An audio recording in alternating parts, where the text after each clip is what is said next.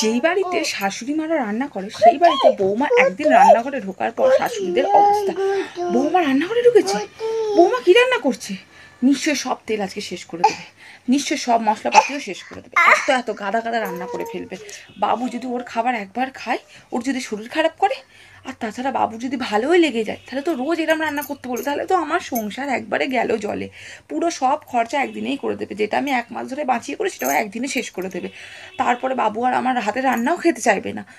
বরং বৌমাকে গিয়ে বলি, বৌমা থাক, কাল থেকে তোমায় রান্না করতে হবে না, আমিই সব করবো, আমি রান্না করে দিই, তুমি এখন রেস্ট নাও, তুমি তো পরবর্তীকালে তুমিই সব করবে, এখন তোমার করার দরকার নেই। আর ঠিক সেই মানুষই পাড়ার লোককে গিয়ে, আমার বৌমা রান্না বান্না কিচ্ছু করে না, ওই সকালবেলা উঠে আমিই সব করি, না না কিচ্ছু রান্না বান্না করে না, একটু হাতে হাতে আমার হেল্পও করে না।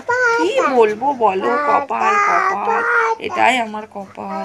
আর কি রান্না করবে, সেই রান্না করবে, ঝাল দিয়ে দেবে, এক গাদা তেল দিয়ে দেবে, বাপু ভালো লাগে না। তাও তো মানুষ চেষ্টা করে, ও চেষ্টাও করে না, আমিও বলি না, আমারও বলতে ভালো লাগে না। ঠিক এইরকম ধরনেরই কিছু মানুষজন আছে, তাই না?